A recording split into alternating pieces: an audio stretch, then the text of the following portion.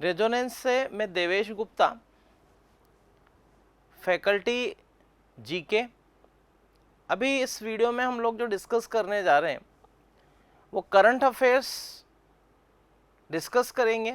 और जो current affairs का जो मंथ है जो हम लोग डिस्कस करने जा रहे हैं वो आपके सामने शो हो रहा है अप्रैल 2022। तो जो अप्रैल 2022 के करंट अफेयर्स हैं इस वीडियो में हम उनको डिस्कस कर रहे हैं। 1 बाय 1 स्लाइड के साथ हम लोग डिस्कस करेंगे और रिलेटेड फैक्ट मैं आपको पढ़ाऊंगा। जो भी स्टूडेंट इस वीडियो को देख रहे हैं वे साथ में नोटबुक और पेन साथ में लेकर बैठें और जहां मैं करंट अफेयर डिस्कस करूंगा उसी के साथ ट्रेडिशनल जीके के इंपॉर्टेंट फैक्ट भी डिस्कस करूंगा। तो करंट अफेयर्स जब आप लोग पढ़ रहे हैं उसका एक बहुत अच्छा फायदा ये मिलता है आपको कि न केवल करंट अफेयर्स के क्वेश्चन आप अटेम्प्ट कर पाते हैं, लेकिन अगर रिलेटेड फैक्ट पर डिस्कस किया जाए तो आपने जो जीके पढ़ रखी है उनका रिवीजन भी होता है।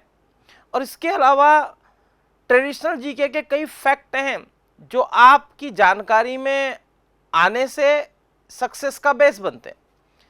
तो आपकी जीके भी प्रिपेयर हो रही है और करंट अफेयर्स भी प्रिपेयर हो रहे हैं। करंट अफेयर्स के साथ तो बहुत अच्छा फैक्ट ये जुड़ा हुआ है कि जब हम लोग पढ़ेंगे तो इसमें इतिहास की भी चर्चा होगी, ज्योग्राफी की भी चर्चा होगी, इकोनॉमिक्स की भी चर्चा होगी, पॉलिटिक्स की भी चर्चा होगी। रिसेंट में जो ट्रैवलिंग की गई है, जो विजिट किया गया है पीएम के द्वारा, प्रेसिडेंट के द्वारा, इंपॉर्टेंट जो पैक्ट हुए हैं उन पर भी डिस्कस होगा।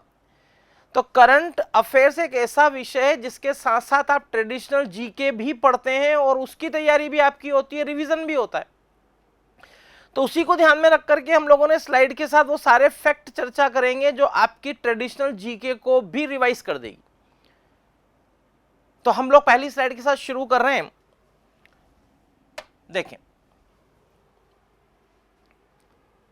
जो पहली स्लाइड है हम लोग डिस्कस कर रहे हैं वो कोरोना वायरस से रिलेटेड है।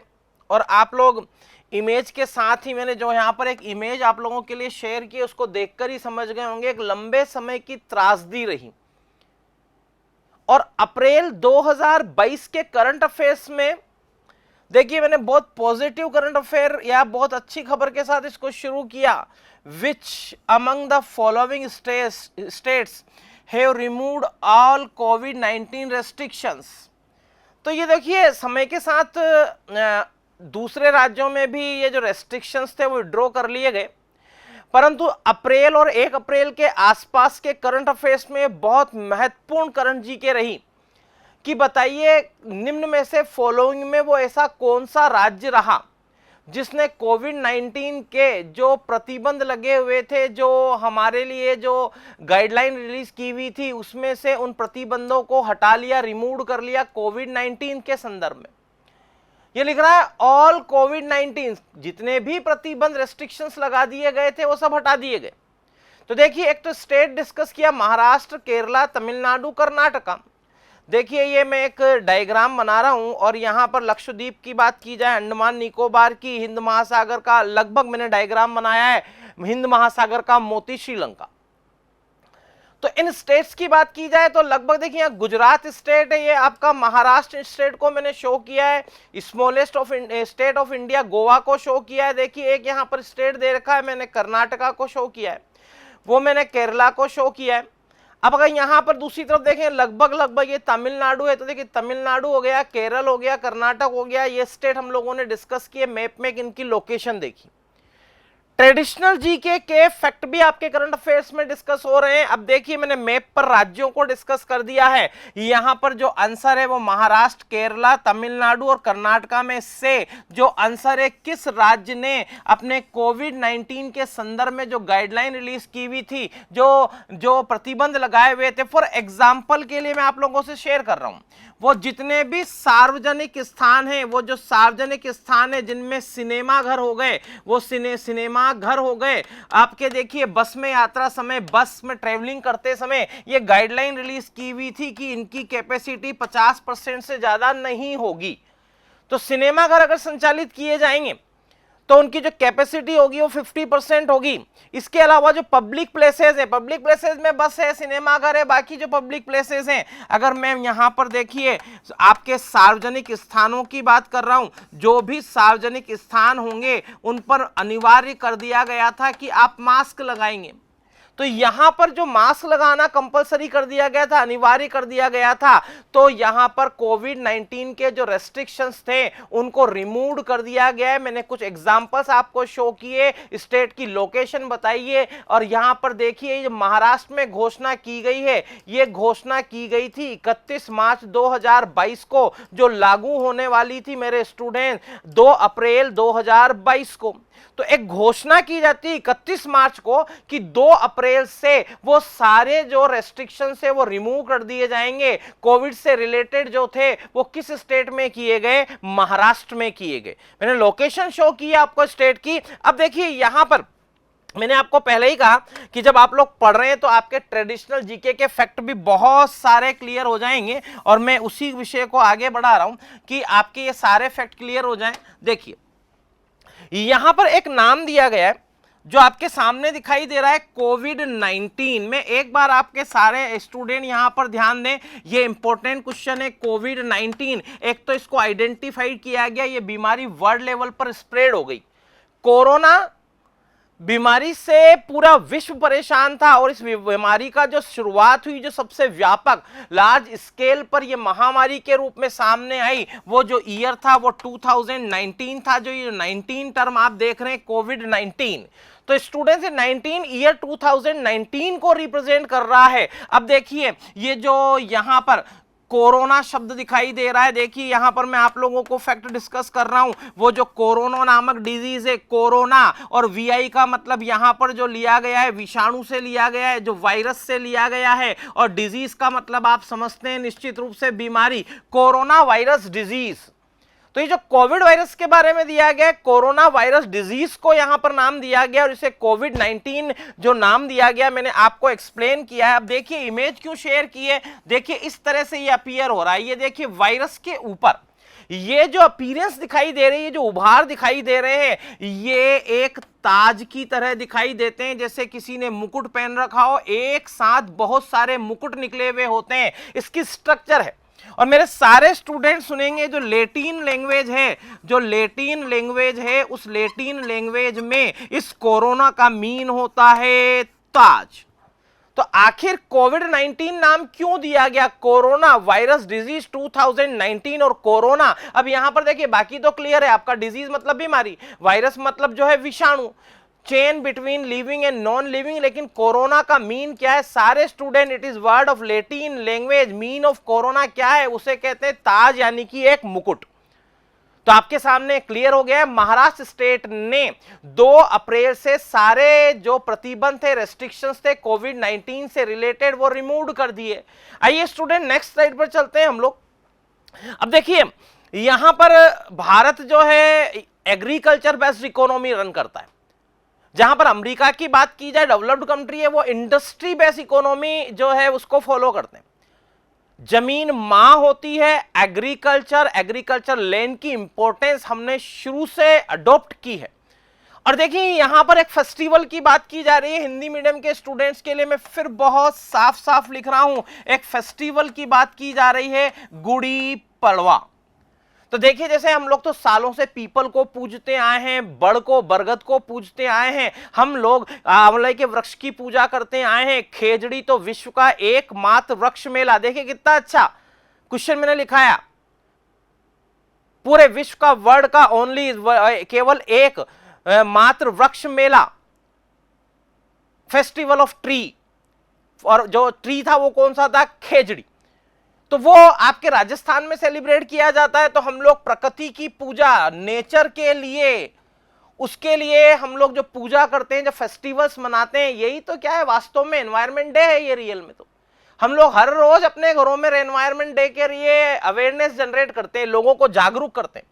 अब देखिए ये फेस्टिवल जो गुड़ी पड़वा है, इसके बारे में सुनेंगे कि when is Gudi Padwa festival is celebrated. तो जो इस बार मनाया गया, देखिए अप्रैल के करंट अफेयर्स पढ़ रहे हैं इसीलिए आप लोगों के लिए 2 अप्रैल गुड़ी पड़वा फेस्टिवल किस दिन मनाया गया? 2 अप्रैल को। यहां पे मैं कुछ एक्सप्लेन करने जा रहा हूं, मेरे सारे स्टूडेंट सुनेंगे। भारत में एक फेस्टिवल बड़े बड़े स्तर पर मनाया जाता है, नवरात्रा।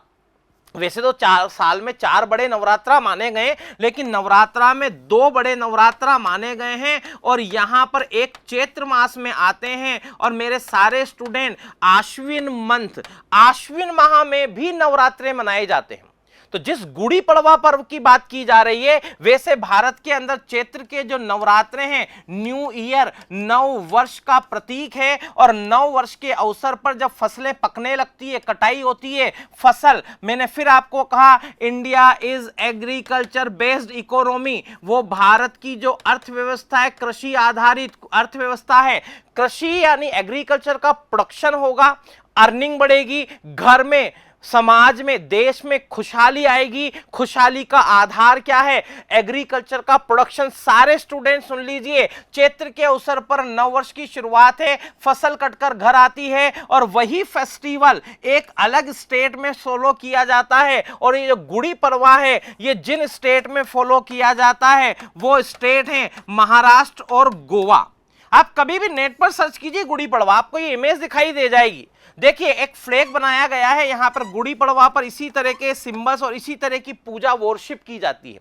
और देखिए यहां पर ये कलश दिखाया गया, एक डंडे के, बैम्बू या बांस के ऊपर या लकड़ी के ऊपर एक फ्लैग लगाया गया है। और ये जो आपको लीफ दिखाई दे रही है, जी हां, महाराष्ट्र और गोवा में भी ये जो लीफ है, इस लीफ को लगाया गया है, नीम को, कहीं ना कहीं नेचर से जुड़ने का प्रोसेस। तो ये फ्लैग आपको दिखाई देगा, जगह जगह पूजा में प्रयोग होता है। तो मैंने एक सिंबल के रूप में इसको आपको दिखाया है। वो नीम का वृक्ष यहां पर है, नीम की पूजा की जा रही है, सेलिब्रेट किया जा रहा है। वो गुड़ी पड़वा फेस्टिवल 2 अप्रैल को मनाया गया महाराष्ट्र और गोवा में। वास्तव में चैत्र के नवरात्रों पर ही मनाया जाता है। तो आपके लिए 2 अप्रैल को गुड़ी पड़वा फेस्टिवल किन स्टेट में मनाया गया, वो थे महाराष्ट्र और गोवा में। आपको यहां पर एक डेटा और क्लियर करने वाला हूं, स्टूडेंट्स नोट कर लीजिए। मैंने आपको पहले ही कहा था, करंट अफेयर्स की क्लास में ट्रेडिशनल जीके के बहुत अच्छे क्वेश्चन आपके मैं क्लियर करूंगा। अब देखिए, अगर मैं भारत की बात कर लूं तो भारत का एक डायग्राम में शो कर रहा हूं, यहां पर रोम्बस शेप, लगभग अरावली, और इस स्टेट को आप लोग पहचान गए होंगे, राजस्थान। 3,42,239 वर्ग किलोमीटर। देखिए, राजस्थान एरिया के रेफरेंस में भारत का सबसे बड़ा राज्य होने का गौरव रखता है। अब वो राजस्थान है। अगर हम गुजरात की बात, महाराष्ट्र की बात करें, और एक स्टेट की और बात कर रहे हैं गोवा की, which is smallest state of India, बताइए वो भारत का क्षेत्रफल इन रेफरेंस ऑफ एरिया। याद रखिएगा, भारत का सबसे छोटा राज्य होने का गौरव कौन रखता है? गोवा। भारत का सबसे बड़ा राज्य होने का गौरव कौन रखता है? राजस्थान। ये 2 फैक्ट मैंने क्लियर कर दिए हैं। गुड़ी पड़वा फेस्टिवल कहां पर मनाया गया मेरे स्टूडेंट्स? वो मनाया गया महाराष्ट्र में और गोवा में। तो ये आप वन लाइनर में लिख लीजिए, जैसे भारत का सबसे बड़ा राज्य, सबसे छोटा राज्य। गुड़ी पड़वा कब मनाते हैं? चैत्र में मनाते हैं। गुड़ी पड़वा किन 2 स्टेट में सेलिब्रेट किया गया? महाराष्ट्र और गोवा में। मैं फिर ये बता दूं, 2 अप्रैल उतना इंपॉर्टेंट नहीं है। गुड़ी पड़वा फेस्टिवल किन स्टेट में सेलिब्रेट किया जाता है, ये ज्यादा महत्वपूर्ण है। करंट अफेयर्स की स्लाइड पर आगे बढ़ रहे हैं स्टूडेंट। देखें, ट्रेडिशनल जीके के फैक्ट मैं जरूर क्लियर करूंगा और एग्जाम में सक्सेस का बेस बनेंगे। देखिए, AFSPA, और इस जो लॉ, ये जो कानून है, जो ये नियम दिया गया, उसका पूरा नाम सुनेंगे, the armed force special power act has been extended in 3 district. देखिए सारे स्टूडेंट, 3 डिस्ट्रिक्ट, 3 जिलों की बात की जा रही है। Of among the following state, निम्न में से किस राज्य के 3 जिलों में AFSPA, जो the armed force special power act है, उसको बढ़ा दिया गया है। 3 जिलों के अंदर वो बढ़ा दिया गया। तो सबसे पहले तो मैं ये बता दूं, यहां पर जब हम लोग बात कर रहे हैं कि armed force special power act, इसका एक फैक्ट मैं आपको डिस्कस कर रहा हूं। ये armed force special power act armed force को, सशस्त्र बलों को, यह अधिकार देता है कि 5 या उससे अधिक लोग एक जगह पर एकत्र ना हो पाए। तो देखिए यहां पर आर्म्ड फोर्स को विशेष अधिकार दिया गया, 5 या अधिक लोग एक जगह पर एक साथ इकट्ठा नहीं होंगे। तो सुरक्षा और शांति बनाए रखने के लिए मैंने एक जो कानून पर बात की है कि वो कानून का एक इंपॉर्टेंट फैक्ट मैंने डिस्कस कर दिया है, आप लोगों को इंट्रोडक्शन मिल गया है। वो जो कानून है AFSPA, ये जो है armed force special power act, किन राज्य के 3 जिलों में बढ़ा दिया गया है, एक्सटेंडेड कर दिया गया है। सारे स्टूडेंट आंसर लिख लेंगे। वो राज्य कौन सा है स्टूडेंट्स? अरुणाचल प्रदेश। मैंने आपको पहले ही कहा था हर करंट अफेयर्स की स्लाइड में कहीं ना कहीं ट्रेडिशनल जीके इंपॉर्टेंट जो आपके लिए एग्जाम में सक्सेस का बेस बनेगी, वो क्लियर होगी। आपके लिए इंपॉर्टेंट जीके में डिस्कस कर रहा हूं। अब जब यहां पर एक आंसर था अरुणाचल प्रदेश, तो मैंने उसके साथ एक स्लाइड को आपको शेयर किया है ट्रेडिशनल जीके क्लियर करने के लिए। देखिए आसाम है, दूसरा नागालैंड, तीसरा त्रिपुरा, चौथा मेघालय, पांचवा मणिपुर, छठा मिजोरम, अरुणाचल प्रदेश। जी हां, यही स्टेट भारत के अंदर 7 सिस्टर्स के नाम से जाने जाते हैं। बताइए भारत में 7 बहनों का प्रदेश किसे कहा जाता है? देखिए ये भारत है और इन स्टेट की लोकेशन लगभग आपको ये बता रहा हूं, ये लोकेशन है। तो अब जब हम लोग बात करते हैं तो नॉर्थ है, साउथ है, ईस्ट है, वेस्ट है। तो नॉर्थ ईस्ट इसे लिखते हैं भारत के ये नॉर्थ ईस्ट के स्टेट हैं, उत्तर पूर्वी राज्य हैं। अब सारे स्टूडेंट देखिए, मैं अरुणाचल प्रदेश की बात कर रहा हूं, ये यहां पर ड्रॉ कर रहा हूं। नागालैंड, अरुणाचल प्रदेश, आसाम, मेघालय, मणिपुर, मिजोरम, त्रिपुरा, ये दिखाई दे रहे हैं। लेकिन यहां पर एक राज्य और दिखाई दे रहा है। देखिए ये वेस्ट बंगाल का एक्सपांशन है, ये दिखाई दे रहा है। और यहां पर एक राज्य और दिखाई दे रहा है। अगर मैं ये कह दूं 7 और 7 के बाद 8 में, आप लोगों के लिए मैं फिर लिख रहा हूं, आपको कभी कभी 7 सिस्टर्स की जगह आपको लिखा हुआ दिखाई देगा 8 सिस्टर्स। स्टेट जो रिप्रेजेंट करते हैं एरिया ऑफ 8 सिस्टर या 8 बहनों के प्रदेश को, वो जो बेल्ट कहलाती है, वो वास्तव में अगर सिक्किम को इंक्लूड किया जाए तो 8 बहनों का प्रदेश कहलाती है। लेकिन अगर 7 बहनों का प्रदेश है तो उसमें सिक्किम इंक्लूड ना होकर यह रीजन इंक्लूड होता है। भारत में सबसे पहले सूर्य उदित होता है। मैंने आपको कहा अरुणाचल प्रदेश में इसको एक्सटेंडेड किया गया, अरुणाचल प्रदेश। तो सारे स्टूडेंट, अरुण का मतलब होता है सूर्य। और अगर मैं यहां पर दिखा दूं इन सब में जो ईस्ट यानी पूर्व दिशा में स्टेट है वो कौन सा है? अरुणाचल प्रदेश। तो अगर मैं ये कह दूं उगते सूर्य का प्रदेश, देखिए करंट अफेयर्स में बताइए सबसे पहले सूर्य भारत के किस राज्य में दिखाई देता है? वो कौन सा है? अरुणाचल प्रदेश। नाम ही यह है अरुण, यानी सूर्य के उदित होने का प्रदेश अरुणाचल प्रदेश। नेक्स्ट स्लाइड पर हम लोग आते हैं। करंट अफेयर्स अप्रैल 2022 में हाउ मेनी राज्यसभा MP, जिसे क्लियर करूंगा मैं, are set to retire between March July 2022। वो कह रहे हैं मार्च और जुलाई 2022 में कितने राज्यसभा के सदस्य सेवानिवृत्त हो रहे हैं। बहुत अच्छी जानकारी दे रहा हूं मैं, सारे स्टूडेंट सुने। हम लोग इस क्वेश्चन को डिस्कस करेंगे, उससे पहले सुने। भारत की जो पार्लियामेंट है, पार्लियामेंट ऑफ इंडिया, इसमें 2 हाउस हैं। मेरे सारे स्टूडेंट सुने, एक हाउस तो लोकसभा है और दूसरा जो हाउस है, सारे स्टूडेंट सुने, वो राज्यसभा है।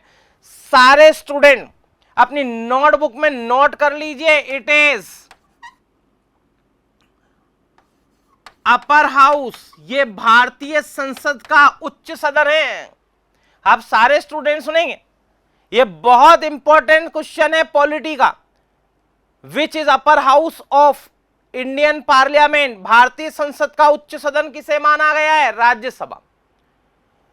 लोकसभा का कार्यकाल, टर्म, वर्किंग टर्म कितनी होती है? 5 ईयर, फिर चुनाव होंगे। लेकिन राज्यसभा की वर्किंग टर्म यानी कोई ऐसा यह 5 साल बाद भंग नहीं होगा।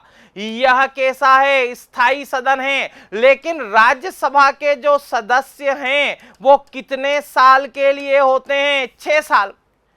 तो जो टोटल राज्यसभा के सदस्य हैं, देखिएगा ये सारे स्टूडेंट इधर देखें, ध्यान देंगे, the potential sitting capacity of Rajya Sabha is 250, 238 elected और 12 अपॉइंटेड, ये कॉन्स्टिट्यूशन के प्रोविजन। और 8% 233 प्लस 12 245, तो ये यहां पर दिया गया, मैंने 245 को रिप्रेजेंट किया है। अभी वर्तमान में 72 सेवानिवृत्त होंगे। यहां ध्यान रखें, राज्यसभा के 1/3 सदस्य हर 2 साल बाद, आफ्टर एवरी 2 ईयर, हर 2 साल बाद सेवानिवृत्त होते हैं। अभी कितने सेवानिवृत्त हो रहे हैं? 72। तो मैंने मोर देन 1 फैक्ट आपसे डिस्कस कर दिए, आप अपनी नोटबुक में नोट कर लीजिए।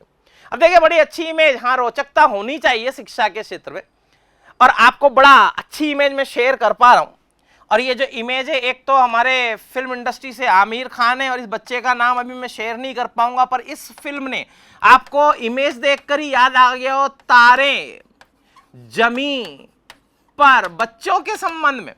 और बड़ी अच्छी मूवी बनाई गई, बच्चों का मानसिक तनाव कम होना चाहिए। और वैसे तो मैं आप लोगों को बताना चाहूंगा, ये जो एक एग्जाम आ रहा है CUET, ये भी सरकार की योजना है, बच्चों के ऊपर तनाव कम करना, विद्यार्थियों का तनाव कम करना। साइंस का स्टूडेंट आर्ट्स और आर्ट्स का स्टूडेंट साइंस के सब्जेक्ट से एग्जाम दे पा रहा है। हाँ, विषयों को चुनने की स्वतंत्रता होनी ही चाहिए, स्टूडेंट्स का तनाव कम होना ही चाहिए। खैर देखिए, यहां ये मूवी आपने देखी होगी, और नहीं देखी तो जरूर देखिए। एक बच्चा है, वो किसी बीमारी से ग्रसित है, आइडेंटिफाई नहीं कर पा रहे हैं, एक अच्छे शिक्षक की भूमिका, और वो उसको पहचानता है, घर वालों के साथ संवाद करते हैं, और इस पर आधारित फिल्म बनी है। बहुत अच्छी फिल्म है, कहीं कहीं आप इमोशनल भी हो जाते हैं। अब सारे स्टूडेंट सुनेंगे। Word, when is word autism awareness day observed. तो देखें, विश्व में जो एक बीमारी है ऑटिज्म की, और जो विश्व की जो ऑटिज्म की बीमारी है, ये जो दिन है किस दिन मनाया जाता है, उसके बारे में यहां पर शेयर किया गया है। तो मैं सबसे पहले तो ये शेयर कर दूं, ये 2 अप्रैल को, ये 2 अप्रैल को मनाया जाता है। ये जो टर्म दी गई है ऑटिज्म, इस बीमारी को आप समझना चाहते हैं, या डिसऑर्डर कहें, इसको डिजीज ना कहकर डिसऑर्डर कहें। अगर इस डिसऑर्डर को समझना चाहते हैं, मैं आपको सजेस्ट करूंगा, जरूर देखें तारे जमी पर, अच्छी फिल्म है।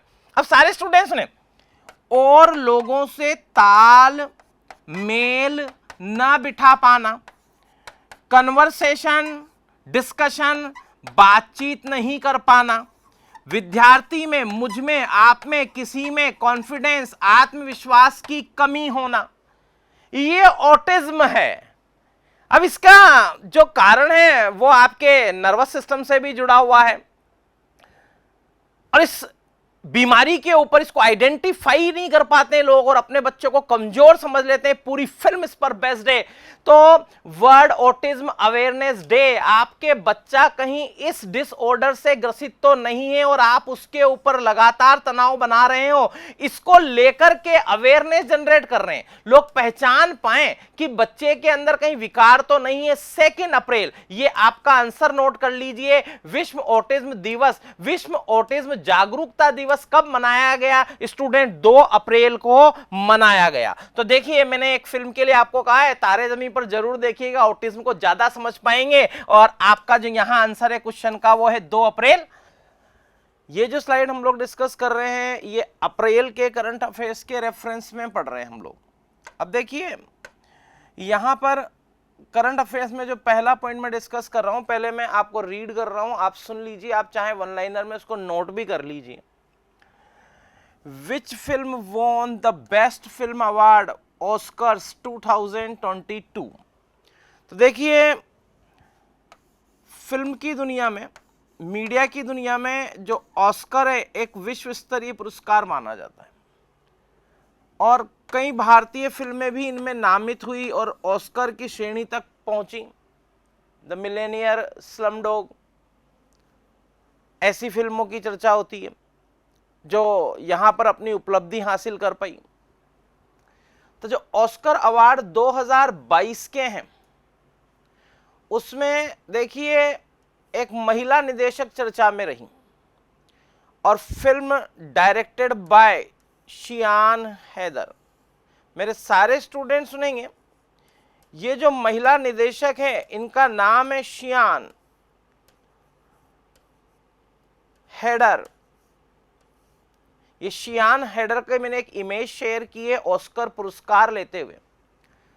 तो बेस्ट फिल्म का अवार्ड ऑस्कर 2022 में बिल्कुल विश्व स्तरीय अवार्ड है, जो हमेशा चर्चा में होते हैं, प्रतियोगी परीक्षा में पूछ भी लिए जाते हैं। और अगर कोई भारतीय फिल्म ने अगर ऐसा कोई पुरस्कार जीत लिया तब तो वो बड़ा महत्वपूर्ण हो जाता है जीके में। तो लेकिन इस बार ऐसी कोई उपलब्धि भारतीय फिल्मों की संदर्भ में नहीं है।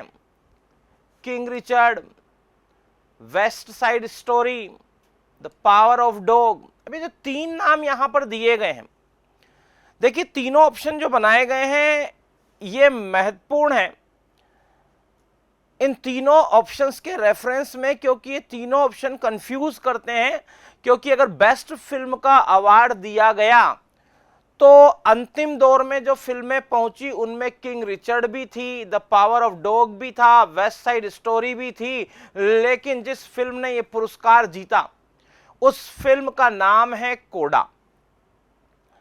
अब देखिए जो फिल्म बनाई गई है, जो कोडा फिल्म पर हम लोग चर्चा कर रहे हैं, कोडा के बारे में मैं आपको बताना चाहता हूं। ऑस्कर का जो इन्होंने पुरस्कार जीता, अवार्ड जीता, ये वास्तव में बधिर डीफ माता पिता हैं, जो पेरेंट्स है, जो गार्जियंस है वो डीफ हैं। तो बधिर माता पिता और उनकी जो डॉटर है, जो पुत्री है, उसका अपना एक लगाव है म्यूजिक के लिए, संगीत के प्रति। तो अब सोचिए कि जो व्यक्ति सुन ही नहीं पाते हों और उन्हीं की बेटी एक ऐसे क्षेत्र में आगे बढ़ना चाह रही है, पहचान बनाना चाहती है, और वो है म्यूजिक। तो एक बहरे माता पिता के लिए अपने बच्चे को सपोर्ट करना, कम्युनिकेशन कर पाना, उसकी फीलिंग्स को समझ पाना, ये बड़ा मुश्किल हो जाता है। तो इस फिल्म की जो कहानी, आप लोग सारे स्टूडेंट्स नाम को नोट कर लीजिए। ऑस्कर 2022 बेस्ट फिल्म का अवार्ड किसने जीता? कोडा ने जीता। ये जो मैं एक्सप्लेन कर रहा हूं आपको, इससे हमेशा के लिए कोडा आपको याद रहेगा कि ये बेस्ट फिल्म अवार्ड के रूप में उपलब्धि हासिल करने वाली फिल्म रही। तो जो बधिर माता पिता हैं, उनकी जो पुत्री है वो संगीत के प्रति लगाव रखती है, और उसी के स्ट्रगल को उसी ने जिस तरह से अपनी उपलब्धि हासिल की इस फिल्म में फिल्माया गया। अब देखिए जो माता पिता की भूमिका अदा कर रहे हैं और जो साथ में और सपोर्टिंग एक्टर हैं, वो जो सहायक कलाकार है, इस फिल्म के अंदर एक बहुत बड़ी उपलब्धि है कि सहायक कलाकार जो भी रहे वो रियल लाइफ में भी डीफ हैं। तो देखिए बेस्ट सपोर्टिंग एक्टर, सर्वश्रेष्ठ सहायक कलाकार का पुरस्कार भी उन्हीं लोगों को मिला जो इसमें वास्तव में बधिर सहायक कलाकार के रूप में काम कर रहे थे, और रियल लाइफ में भी वो डीफ ही हैं। वो कैसे हैं? बधिर ही हैं। तो मेरे सारे स्टूडेंट सुनेंगे, अपने आप में बड़ी रोचकता है कि जो बधिर लोगों को लेकर के या उस विषय के ऊपर जो फिल्म बनाई गई, उसके सहायक कलाकार भी बधिर ही थे। उनकी बेटी संगीत के प्रति लगाव रखती है और इसी विषय को फिल्माया गया। फिल्म है कोडा, जिसने बेस्ट फिल्म का अवार्ड 2022 ऑस्कर में जीता। तो आप ये वन लाइनर अप्रोच नोट कर सकते हैं। अब देखें अगली स्लाइड पे हम लोग आते हैं। वर्ल्ड लेवल की एक ऑर्गेनाइजेशन है जिसका नाम है यूनाइटेड नेशन ऑर्गेनाइजेशन, और उसकी कई ऐसी संस्थाएं जो अलग अलग क्षेत्र में अलग अलग फील्ड में काम करती हैं, जैसे यूनाइटेड नेशन एनवायरनमेंट प्रोग्राम, एक शॉर्ट में नाम दिया है इसको यूनाइटेड नेशन एनवायरनमेंट प्रोग्राम, संयुक्त राष्ट्र पर्यावरण कार्यक्रम।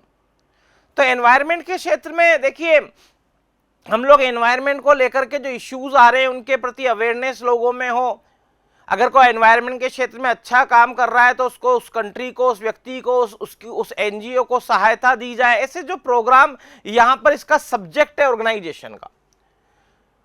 इस संस्था ने which Indian city is ranked as the second noisiest city in the world. तो देखिए यहां पर जो दिया जा रहा है इसमें सेकंड नॉएस्ट सिटी, सर्वाधिक शोर प्रदूषण। तो यहां पर एक रिपोर्ट जारी की गई और नॉइस पॉल्यूशन के लिए भारत में एक शहर चर्चा में रहा, ये यूनाइटेड नेशन एनवायरनमेंट प्रोग्राम की रिपोर्ट में नाम दिया गया। तो देखिए, आसनसोल, मुरादाबाद, कोलकाता, न्यू दिल्ली, मेरे सारे स्टूडेंट ध्यान रखेंगे, अगर विश्व के सर्वाधिक शोर प्रदूषित शहरों में दूसरे स्थान पर रहा है तो भारत का जो शहर रहा है वो है मुरादाबाद। अब देखिए, कोई हमारी बहुत बड़ी उपलब्धि नहीं है, ये तो दुख का विषय है कि हमारा एक शहर ऐसी जगह पर सूची में आ गया है जहां पर सबसे ज्यादा नॉइस पोल्यूशन है। एक सीमा से अधिक अगर नॉइज होगी तो चिड़चिड़ापन, मानसिक बीमारियां होने लगती है, व्यक्ति को कई तरह की सांस की समस्याएं होने लगती है, और ज्यादा लंबे समय शोर में रहे तो देखिए उस व्यक्ति के अंदर स्थायी रूप से बहरापन तक आ सकता है। तो शोर एक समस्या है। शोर या नॉइस पोल्यूशन को लिए सुधार किए जाएं, इस संदर्भ में वर्ल्ड लेवल पर कार्यक्रम, अवेयरनेस के प्रोग्राम चलते हैं, और यूनाइटेड नेशन एनवायरनमेंट प्रोग्राम ने जो अपनी रिपोर्ट दी है उसमें भारत के किस शहर को दूसरे स्थान पर बताया है शोर प्रदूषण के मामले में, तो सारे स्टूडेंट नोट कर लेंगे वो शहर कौन सा है, मुरादाबाद। अब देखिए, अगर मुरादाबाद की बात की जाए तो वर्तमान में भारत के किस राज्य में स्थित है, वो मुरादाबाद सर्वाधिक प्रदूषित शहरों में भारत से है, और वर्ल्ड लेवल की जो लिस्ट बनाई गई उसमें दूसरे स्थान पर है। मेरे सारे स्टूडेंट ये नोट कर लेंगे, ये जो शहर है वो किस राज्य में स्थित है, उत्तर प्रदेश।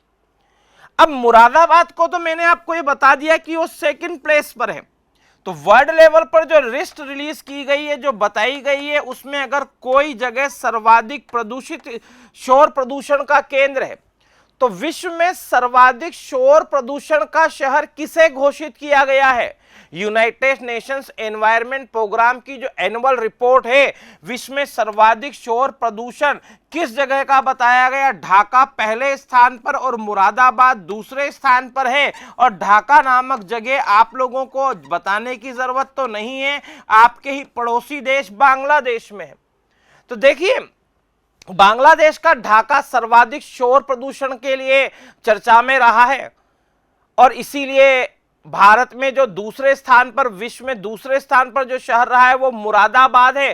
भारत का नई दिल्ली भी इन सूची में अपना एक स्थान रखता है, लेकिन दूसरे स्थान पर वर्ल्ड में जो शहर दिया गया उसका नाम स्टूडेंट नोट कर लीजिएगा, विश्व के सर्वाधिक प्रदूषित शहरों में। सारे स्टूडेंट सुन लेंगे, पूरे वर्ल्ड में सेकंड नॉइस्ट सिटी वो कौन सा शहर रहा, वो आपके ही देश का मुरादाबाद रहा। तो शोर प्रदूषण के लिए उपाय किए जाने चाहिए, अवेयरनेस जनरेट की जानी चाहिए। अब देखिए, मैं यहां पर इस क्वेश्चन को डिस्कस करने से पहले आप लोगों के साथ केंद्र सरकार के, सेंट्रल गवर्नमेंट के एक नए कार्यक्रम पर बात करना चाह रहा हूं। और इस कार्यक्रम को जो नाम दिया गया मेरे स्टूडेंट, वो जो नाम दिया गया इस कार्यक्रम को, वो नाम दिया गया है मिशन जल शक्ति। और मिशन जल शक्ति के लिए एक सेपरेट मिनिस्ट्री बना दी गई, एक पृथक मंत्रालय बनाया गया। तो देखिए, केंद्र सरकार घर घर तक शुद्ध जल पहुंच जाए, इस प्रोग्राम को लॉन्च किया। और केंद्र सरकार ने जो बेसिक नीड्स हैं, चाहे वो रसोई गैस का सिलेंडर हो, चाहे वो पेयजल की समस्या, पेयजल की उपलब्धि हो, इस पर बेसिक नीड के ऊपर लोगों को राहत देने के लिए एक प्रोग्राम शुरू किए हैं देश में। दैनिक आवश्यकताओं की वस्तुएं आम जनता को आसानी से उपलब्ध हो, शुद्ध जल पीने का उपलब्ध होना ही चाहिए। वर्ल्ड लेवल पर यूनाइटेड नेशन की रिपोर्ट यह बताती है कि विश्व की 50% बीमारियां, वर्ल्ड में अप्रोक्स 50% डिजीज जो हैं, उनका जो रीजन है, जो उनका फैक्टर है, वो है पोल्यूट ड्रिंकिंग वाटर। तो देखिए, which state has ranked first in the best state category in the third nation water award, राष्ट्रीय जल पुरस्कार। वास्तव में थर्ड नेशनल वाटर अवार्ड जो दिए गए, ये वास्तव में मिशन जल शक्ति का ही एक भाग है। और रेस्पेक्टेड सर गजेंद्र सिंह शेखावत। तो यहां पर तो राष्ट्रपति महोदय की इमेज है, पुरस्कार उन्होंने दिए, लेकिन आप ध्यान रखेंगे मिशन जल शक्ति जो मिनिस्ट्री है, बताइए उसके मिनिस्टर कौन है? Sir respected Gajendra Singh Shekhawat. घर घर में शुद्ध पेयजल पहुंच जाए। मैं आपको थोड़ा सा एक्सप्लेन करना चाहता हूं। अभी हम घरों में आरओ लगाते हैं, मिशन जल शक्ति में तो ये प्रोजेक्ट भी किया गया। वार्ड के अंदर जो छोटे छोटे मोहल्ले हैं उनमें गवर्नमेंट ऑफ इंडिया अपने खर्चे पर आरओ प्लांट लगवाएगी। आपको घर घर में आरओ नहीं लगवाना पड़ेगा, तो सरकार खुद ही एक अधिक क्षमता के आरओ लगाकर वाटर को फिल्टर करेगी और वो आपके घरों तक पहुंचाया जाएगा। मिशन जल शक्ति जो मंत्रालय है उसके द्वारा राष्ट्रीय स्तर का जो जल पुरस्कार या वोटर अवार्ड दिए गए, उसमें बेस्ट स्टेट कैटेगरी में मैं आपको यह बता दूं, उसमें बेस्ट स्टेट कैटेगरी का जो अवार्ड जीता है वो किस राज्य ने जीता है? उत्तर प्रदेश ने।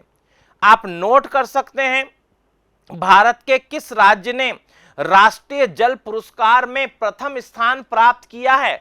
फर्स्ट प्लेस पर कौन रहा है? उत्तर प्रदेश। रामनाथ कोविंद ने रिप्रेजेंटेटिव्स को, वहां के प्रतिनिधियों को यह पुरस्कार दिया। ये उसकी एक इमेज मैंने शेयर की है। अब नेशनल वोटर अवार्ड के बारे में मैंने आपको बता दिया है। थर्ड नेशनल वोटर अवार्ड में फर्स्ट प्लेस पर कौन सा राज्य रहा? उत्तर प्रदेश।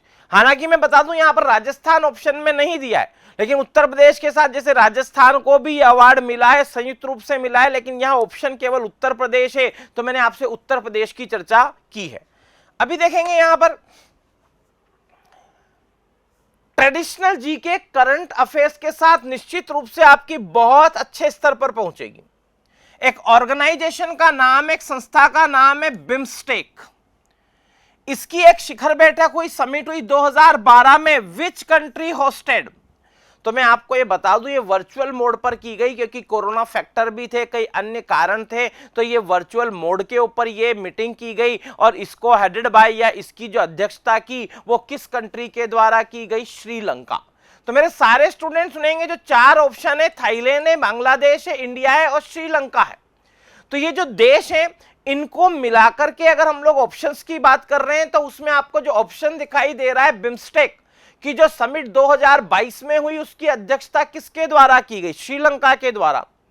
ये जो वर्चुअल मीटिंग की गई इसमें श्रीलंका ने चेयरमैनशिप की, अध्यक्षता की और यहां पर फॉरेन मिनिस्टर लेवल के अधिकारी इस मीटिंग में शामिल हुए, समिट में शामिल हुए।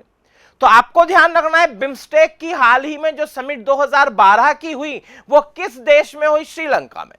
अब देखिए अगर मैं आपको बिम्स्टेक का परिचय देना चाहूं तो ये जो बिम्स्टेक का मैं परिचय दे रहा हूं उसमें देखिए कुछ मैंने फ्लैग बांग्लादेश के, श्रीलंका के, इंडिया के, म्यांमार के, थाईलैंड, भूटान, नेपाल, हां इसमें काउंट होता है नेपाल भी, तो इनके फ्लैग दिए हैं।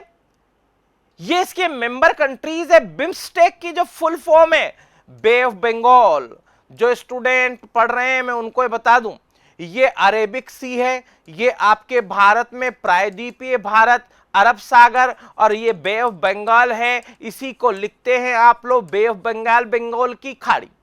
तो जो बंगाल की खाड़ी है bay of Bengal initiative for multi sectoral, एक से अधिक क्षेत्रों में तकनीकी, टेक्निकल और इकोनॉमिक कॉरपोरेशन, तकनीकी और आर्थिक क्षेत्र में एक साथ कुछ नई योजनाएं बने, एक दूसरे देशों को हम सपोर्ट कर पाए जिससे हर देश की इकोनॉमी ग्रो करे, उसके लिए बनाया गया बिम्स्टेक। अगर आपसे पूछा जाए बताइए बिम्स्टेक क्या है तो आपको ध्यान रखना है bay of Bengal multi sectoral technical and economic corporation.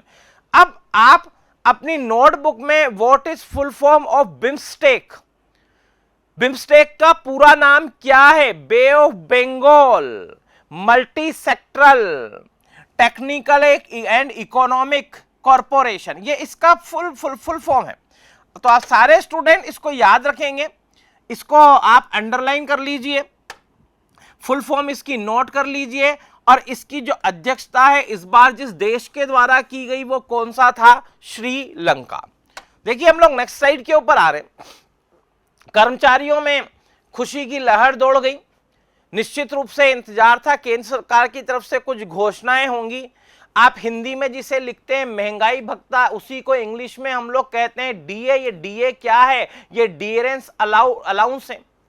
तो dearness allowance for central government employees has been hiked by how much percent? तो मैं आपको बता दूं, यहां पर ऑप्शन दिया गया है 3% से इसकी बढ़ोतरी की गई है। वैसे मैं आपको बता दूं 3% से लेकर 34% तक का ये जो क्राइटेरिया दिया गया है, लेकिन यहां पर ऑप्शन में जो 3% है, आप ध्यान रखें कि जो डियरेंस अलाउंस केंद्र सरकार ने कर्मचारियों का बढ़ाया है वो कितने प्रतिशत से बढ़ाया है? 3% से बढ़ाया है। तो देखिए, ये जो कर्मचारी हैं, जो सरकारी केंद्रीय कर्मचारी हैं, उनके लिए न केवल महंगाई भत्ता बढ़ा दिया गया है, बल्कि जो पेंशन भोगी हैं, जो कर्मचारी पेंशन ले रहे हैं, उनके लिए भी जो महंगाई भत्ते से संबंधित प्रावधान हैं, उनमें जो वृद्धि की गई है वो कितने प्रतिशत से की गई है? 3%। आप नोट कर सकते हैं कि dearness allowance for central government employees has been hiked by how much percentage? How much percent? Answer लिख लीजिए 3%। और मैं आपसे पहले भी ये कह चुका हूं कि नोटबुक और पेन साथ में लेकर बैठें। जो पॉइंट्स मैं डिस्कस करूंगा ट्रेडिशनल जीके के, वो आपके लिए महत्वपूर्ण होंगे, और करंट अफेयर्स के साथ ये डिस्कशन हमारा इसमें रहेगा। तो आपकी बहुत अच्छी ट्रेडिशनल जीके का रिवीजन भी होगा और अपडेट भी हो जाएंगे हम करंट जीके के बारे में। अब देखिए, यहां पर जब हम लोग पढ़ रहे हैं अप्रैल 2022 में, अभी हम लोग जो क्वेश्चन डिस्कस कर रहे हैं उसमें है आफ्टर भूटान एंड सिंगापुर। तो एक नाम तो यहां पर दिया है प्रश्न के अंदर भूटान, और एक नाम दिया है सिंगापुर। मैं इस पर आपसे डिस्कशन करूंगा। जो पॉइंट्स मैं यहां लिख रहा हूं, NPCI has expanded to which country to offer UPI based payments? तो देखिए, यहां पर इस प्रश्न के अंदर UPI बेस्ड पेमेंट सिस्टम के लिए हमारा एक पैक्ट हुआ, और ये UPI बेस्ड पेमेंट सिस्टम के लिए जो एक्सपांशन हुआ है जिस कंट्री के साथ, उसका नाम वो पूछ रहे हैं। एक दिया है उन्होंने Sri Lanka, Nepal, Bangladesh, United Arab Emirates. तो देखिए, एक तो यहां पर उपलब्धि बहुत अच्छी है कि देखो, एक पड़ोसी देश है आपका भूटान, एक देश का नाम दिया है इन्होंने सिंगापुर। तो लगातार अब भारत ऐसे देशों में शुमार होने लगा है जो अपने डेवलपमेंट के जो प्रोजेक्ट है उनसे दूसरे देशों को भी फैसिलिटीज अवेलेबल कराने लगा है। लोग उम्मीद से हमारे देश की तरफ देखने लगे, यहां तक कि हमारी जो डिफेंस मिनिस्ट्री काम कर रही है, हमारी जो होम मिनिस्ट्री काम कर रही है, अब तो वेपन बेचने वाले देशों में भी हम शामिल होते जा रहे हैं। लगातार कुछ वेपन्स की डिमांड विदेशों से हमारे लिए आ रही है। तो हमने अपने देश में जो डेवलपमेंट किया है उसका बहुत अच्छा एग्जाम्पल मिलता है भूटान और सिंगापुर के बाद। हमने यूपीआई बेस्ड पेमेंट सिस्टम पर जो पैक्ट किया है, जो सरकार की सफलताएं मिली, उसमें वो नाम पूछ रहे हैं। तो मैं आपको यहां पर बता रहा हूं, 4 ऑप्शन है, श्रीलंका है, नेपाल है, यूनाइटेड अरब एमिरेट्स है और बांग्लादेश है। हम इस क्वेश्चन के आंसर को पढ़ेंगे उससे पहले यहां पर 2 टर्म आपके लिए कॉम्पिटिटिव एग्जाम्स के लिए क्लियर हो गई है। अब जैसे बैंक के एग्जाम्स, इनमें तो कई बार पूछा गया UPI based payment system. Bank के एग्जाम्स में चाहे बैंक ईओ हो, चाहे बैंक क्लरिकल हो, एनपीसीआई इंपॉर्टेंट है, इंटरव्यू तक इंपॉर्टेंट है। तो सबसे पहले तो देखिए, यूपीआई तो अब तो ये बहुत कॉमन टर्म हो गई है, और ये जब बहुत कॉमन टर्म हो गई है तो आपको पता है ये एक तरह का ऐसा पेमेंट गेटवे है, और ये एक ऐसा पेमेंट गेटवे है जैसे कि फॉर एग्जांपल के लिए UPI is a banking system for money transfer on payment apps. तो पेमेंट के एप्लीकेशन मोर देन 1 टाइप के अब अवेलेबल है। तो शुरुआती दौर में इंडिया में एक रिवॉल्यूशन आया, और जब हमने पेमेंट सिस्टम को डिजिटल मोड पर लेकर आए तो उस समय पर यह देश में विकास में सहायक बना। और यूपीआई की बात कर रहे हैं हम लोग, तो यूपीआई की मैंने यहां पर आप लोगों के साथ डेफिनेशन को शेयर किया है। वास्तव में क्या है, मनी ट्रांसफर के लिए मोबाइल बेस्ड एप्लीकेशन है। अब अलग अलग नामों से आप इनको जानते हैं, और कुछ भारत में काफी प्रसिद्ध हैं। तो यूपीआई क्या है, यूनिफाइड पेमेंट इंटरफेस। अगर मैं इसके फुल फॉर्म की बात करूं, इसको कहा जाता है unified payment interface, unified payment interface UPI. अभी जो यूपीआई का प्रारंभ किया गया वो एनपीसीआई के द्वारा किया गया। आपके लिए देखिए किसी भी एग्जाम के लिए दूसरा महत्वपूर्ण क्वेश्चन डिस्कस कर रहा हूं, और यूपीआई की फुल फॉर्म क्या है ये मैंने आपको डिस्कस किया। अब नेशनल पेमेंट कॉर्पोरेशन, अब देखिए पहले में एनपीसीआई की फुल फॉर्म के बारे में बात करें, national payment corporation of India. तो national payment corporation of India के द्वारा यूपीआई सिस्टम को लॉन्च किया गया। अब देखिए कितनी अच्छी डेफिनेशन दे रहे हैं, and umbrella organisation for operating retail payments and settlements system in India. तो खुदरा व्यापारियों के लिए ये जो पेमेंट का सिस्टम डेवलप किया जाता है, ये जो लेन देन का एक सिस्टम बनाया जाता है, उसके विषय पर काम करने वाली एक संस्था है। और national payment corporation retail payment के फील्ड में और उसके सेटलमेंट के सिस्टम को डेवलप करती है इंडिया में। It is an initiative of reserve bank of India. तो देखिए यहां पर अगर पेमेंट से रिलेटेड कुछ प्रोविजन चल रहे हैं, नई व्यवस्थाएं चल रही है, तो उन्होंने साफ कहा ये बैंक ऑफ इंडिया द्वारा रिकॉग्नाइज्ड है। इसके अलावा इंडियन बैंक एसोसिएशन की बात की जाती है। देखिए आईबीए, जितने भी स्टूडेंट हैं आईबीए की फुल फॉर्म लिख सकते हैं। इसे क्या कहा जाता है? Indian bank association.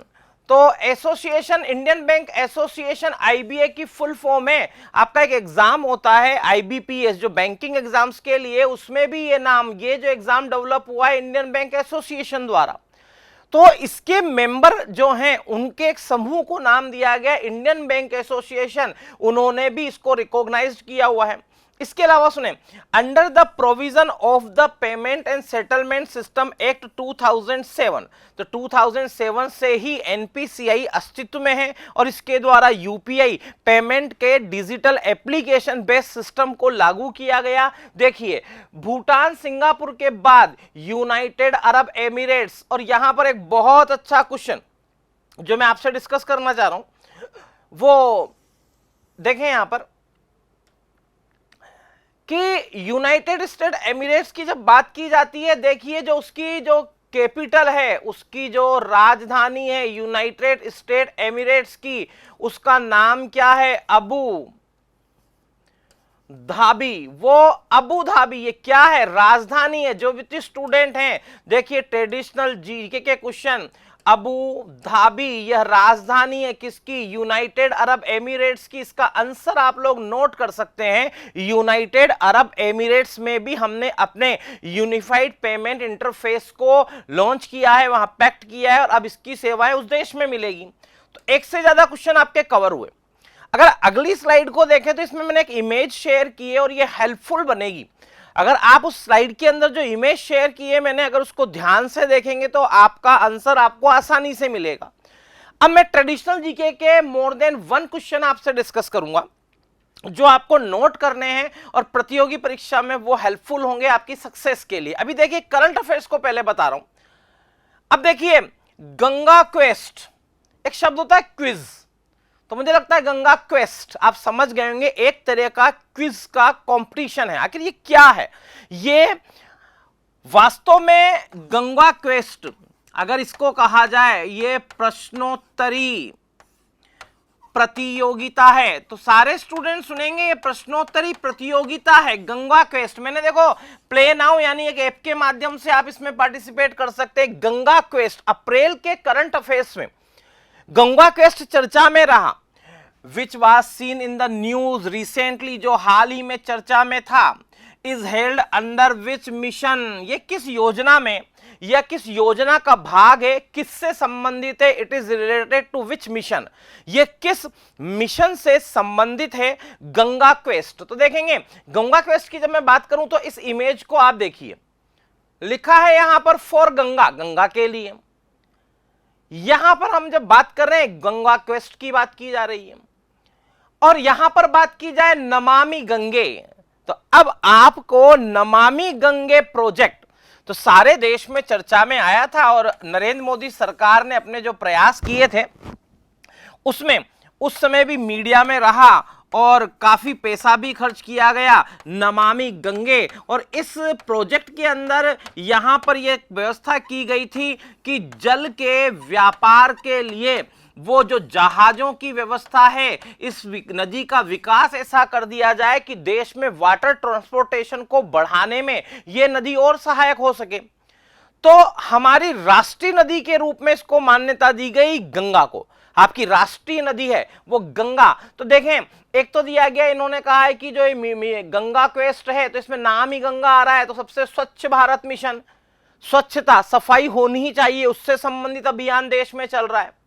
National mission for clean Ganga, green India mission, हरा भरा Bharat mission, national mission for sustaining the Himalayan ecosystem, Himalaya का जो इकोसिस्टम है, जो उसका पारिस्थितिक तंत्र है, क्या उससे रिलेटेड है। तो मैंने आपको पहले ही बताया, गंगा नाम दिख रहा है, नमामि गंगे दिख रहा है, फॉर गंगा दिखाई दे रहा है। तो इस स्लाइड में, इस इमेज से ही काफी कुछ क्लियर होता है, क्योंकि नाम से भी क्लियर हो रहा है गंगा के, गंगा से रिलेटेड होगा। तो देखेंगे, एक अनुमान हम लोग लगाते हैं, हमेशा ऐसा नहीं अनुमान सही चला जाए, लेकिन national mission for clean Ganga, Ganga को साफ करने का नमामि गंगा प्रोजेक्ट, और उसी के तहत लोगों में गंगा के प्रति जानकारियां हो, इस रेफरेंस में वर्ल्ड लेवल पर गंगा रिवर सिस्टम और इकोसिस्टम को समझ पाए, पूरी दुनिया में इसके प्रति जागरूकता आए। गंगा हमारी होली रिवर है, ये नेशनल रिवर है। तो उसी रेफरेंस में एक क्विज प्रतियोगिता गंगा क्वेस्ट के नाम से लॉन्च की गई। गंगा क्वेस्ट का संबंध किससे है? वो है क्लीन गंगा मिशन से, जिसे आपने नाम दिया है देश में नमामि गंगे। अब सारे स्टूडेंट, जो ट्रेडिशनल जीके में क्लियर करवा रहा हूं, मोर देन वन कंपटीशन में आपके लिए महत्वपूर्ण रहेगी, इसको आप क्लियर कर लीजिए। देखिए, बहुत महत्वपूर्ण अप्रोच में बनवा रहा हूं आप लोगों की, देखना, इसको ध्यान दीजिएगा। मैंने आपके सामने लिखा है भारत की राष्ट्रीय नदी कौन सी है। भारत की राष्ट्रीय नदी, national river of India, it is Ganga. It is longest river of India also. और इंडियन सब कॉन्टिनेंट की लॉन्गेस्ट रिवर ब्रह्मपुत्र। तो राष्ट्रीय नदी गंगा। अब यहां पर एक इमेज में आप लोगों के साथ शेयर किए, यहां पर इसमें दिखाया है आखिर ये क्या बनाया गया है। तो देखो, कुछ सालों पहले ही ये प्रयास किए गए और सरकार ने इसको रिकॉग्नाइज मान्यता दी। वास्तव में इस मछली का नाम है शिशुमार, और इस शिशुमार नामक मछली को जो नाम दिया जाता है, वो जो नाम दिया जाता है इस मछली को, वो मैं आपके सामने लिख रहा हूं, शिशुमार। ये जो है अन्य नाम से जानी जाती है, और इस अन्य नाम को कहा जाता है गंगाई डॉल्फिन। वो जो गंगा में मिलने वाली शिशुमार है, जो गंगा की जो डॉल्फिन है, उस मछली का डायग्राम दिया, उस मछली की इमेज दी है। मैं आपको फिर बता दूं, गंगा की ये डॉल्फिन पूरी दुनिया में गंगा में ही मिलती है। ये ब्लाइंड होती है, नेत्रहीन होती है, और जो इसकी पूरी लाइफ स्पान है, जो इसका जीवन काल है, वो केवल इसकी साउंड या आवाज के सहारे होता है। तो गंगा की डॉल्फिन को बचाना, जो पूरी दुनिया में केवल गंगा में ही पाई जाती है, उसके लिए भी एक अवेयरनेस है। तो देखिए, यहां पर एक जीके का क्वेश्चन, क्योंकि इमेज में शेयर हुआ है, सरकार ने इसको क्यों दिया है गंगा की डॉल्फिन को, तो सारे स्टूडेंट सुन लें। नेशनल वाटर क्रिएचर, भारत का जो राष्ट्रीय जल जीव है, वो कौन सा जंतु है? गंगा की डॉल्फिन है। अब अगर मैं आपसे यह कह दूं कि बताइए राष्ट्रीय पशु क्या है, आप सबको पता है रॉयल बंगाल टाइगर।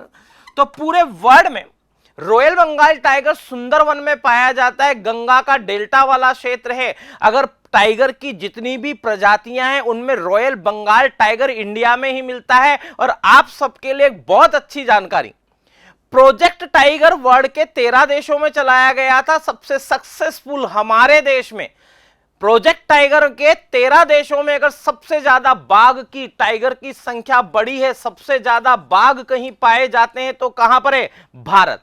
तो हमारे लिए बहुत खुशी वाला विषय है कि हमने प्रोजेक्ट टाइगर को सक्सेसफुली लॉन्च किया और बाघों की संख्या लगातार बढ़ी। तो हम यहां देखें, इसी के रेफरेंस में राष्ट्रीय पक्षी, नेशनल बर्ड, वो क्या है? वो मोर है। अब देखिए, आपके भारत के अंदर इसी तरह सरकार ने राष्ट्रीय विरासत पशु घोषित किया? National heritage animal, it is elephant.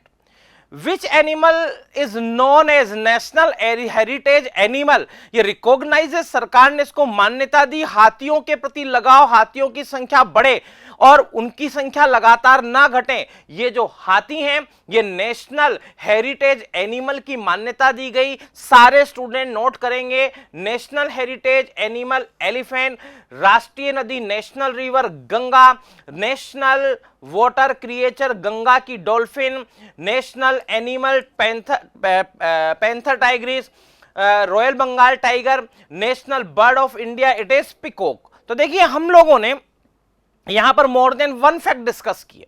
Next slide पर हम लोग आते हैं।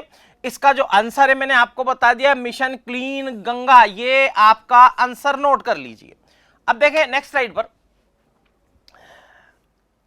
Who has been appointed new vice chairman? इस प्रश्न में इस टर्म के लिए आपकी इंपॉर्टेंस है, ये वाइस चेयरमैन की बात कर रहे हैं, उपाध्यक्ष की। हां एक तो देखें मैं आप लोगों के सामने लिख देता हूं, चेयर पर्सन, प्रेसिडेंट, इसके जो है अध्यक्ष। अभी मैंने स्टार लगा दिया है, क्यों? मैं आपसे शेयर करूंगा। और अगर हम लोग इस प्रश्न में ध्यान दें, वाइस चेयरपर्सन, इसे ऐसे लिख देते हैं स्टूडेंट्स, उपाध्यक्ष। मैंने वाइस चेयरपर्सन पर स्टार मार्क नहीं किया है, यहां आप ध्यान देंगे। तो पहले हम क्वेश्चन पर बात करते हैं। तो अभी हाल ही में किसको नीति आयोग का अध्यक्ष अपॉइंट किया गया है अप्रैल 2022 में? एक तो देखिए यहां पर मेरे को नीति आयोग का इंट्रोडक्शन आपको देना है, ट्रेडिशनल जीके अपडेट होगी। और इसके अलावा यहां पर आपको मैं एक ब्रीफ में प्लानिंग कमीशन पर बात करेंगे और उसका एक ब्रीफ इंट्रोडक्शन दे दूंगा मैं, योजना आयोग। तो देखिए अभी टर्म की बात करें तो 4 टर्मों पर बात हो रही है, chairperson, vice chairperson, NITI Aayog और प्लानिंग कमीशन। इन सब का इंट्रोडक्शन मैं करंट अफेयर्स के साथ लूंगा। अब सारे स्टूडेंट्स ने, आसान सा प्रश्न है, और न्यू वाइस चेयरपर्सन, यहां चेयरपर्सन नहीं पूछा, वाइस चेयरपर्सन पूछा है, सुमन के बेरी। आपका आंसर क्या है? सुमन के बेरी। जयंती घोष दिया, अभिजीत बनर्जी दिया, रमेश चंद्र दिया। जो आंसर है किसको अपॉइंट किया गया है? सुमन के बेरी। अप्रैल 2022 की महत्वपूर्ण करंट अफेयर से। अब देखें इसी में जिन पॉइंट्स को डिस्कस किया है मैं वापस डिस्कस करने जा रहा हूं आपके साथ। एक टर्म आपके द्वारा पढ़ी गई होगी और इसे कहा जाता है प्लानिंग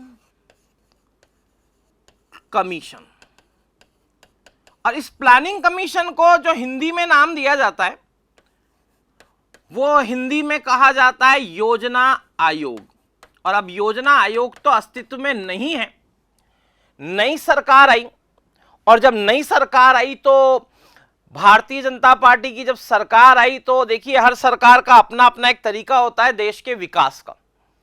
तो उन्होंने योजना आयोग के स्वरूप को बदला और अब उस स्वरूप को जो नाम दिया गया, उन्होंने एक नाम दिया और इसको कहा कि हम इसे नीति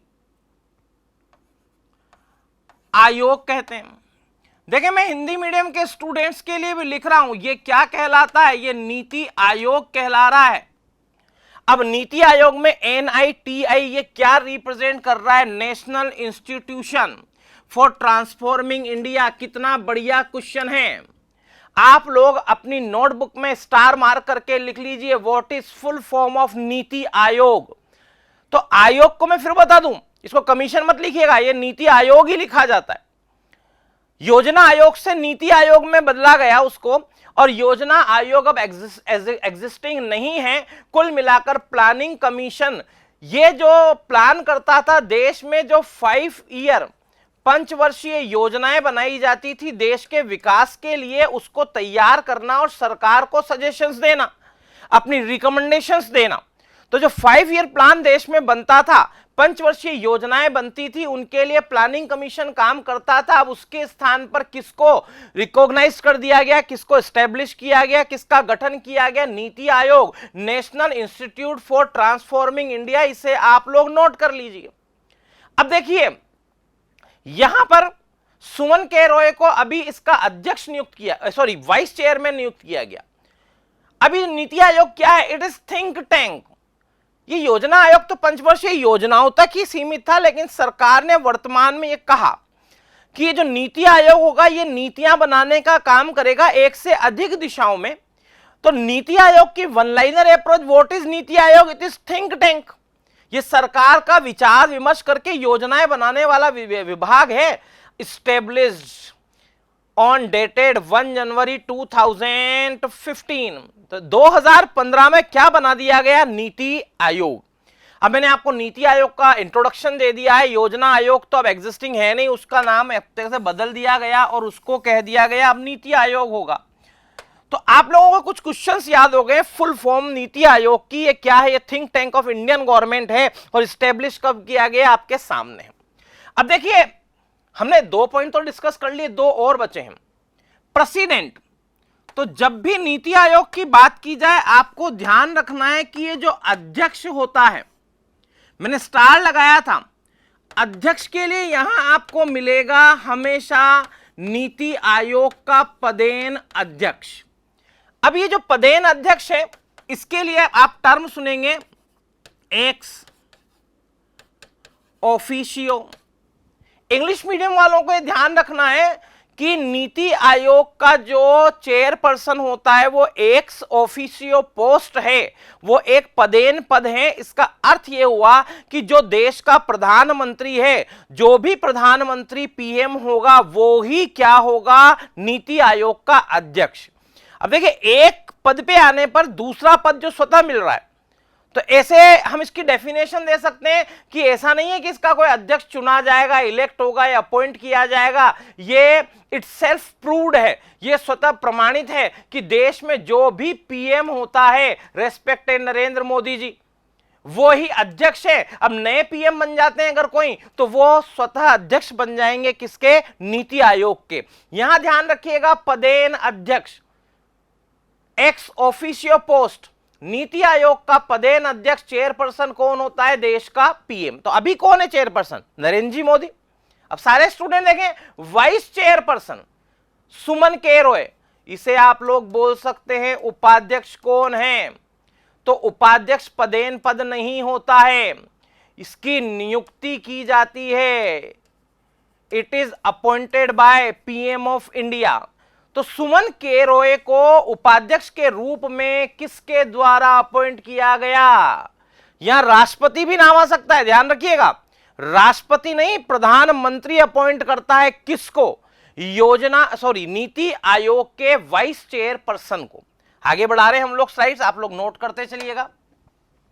अब देखिए मैंने एक और शेयर किया है सिडबी के बारे में। SIDBI has approved 600 crores to which state for industrial cluster? ये टर्म महत्वपूर्ण है, डेवलपमेंट। अब देखिए इंडस्ट्रियल क्लस्टर की बात की जाए तो ये औद्योगिक विकास की बात है। औद्योगिक विकास के लिए औद्योगिक क्षेत्रों का विकास करना। तो किस राज्य के लिए 600 करोड़ का फंड रिलीज किया है, सहायता दी है औद्योगिक विकास को आगे बढ़ाने के लिए, औद्योगिक क्लस्टर को निर्माण के लिए? तो जो नाम दिए इन्होंने, महाराष्ट्र दिया, सॉरी मध्य प्रदेश दिया है, महाराष्ट्र दिया है, ओडिशा दिया है, झारखंड दिया है। तो आप लोग थोड़ा सा विचार करिए कि सिडबी ने 600 करोड़ किस स्टेट को दिए औद्योगिक क्लस्टर के निर्माण के लिए? SIDBI small industries development bank of India. देखो यहां लिखा हुआ है what is full form of SIDBI. ये क्या है?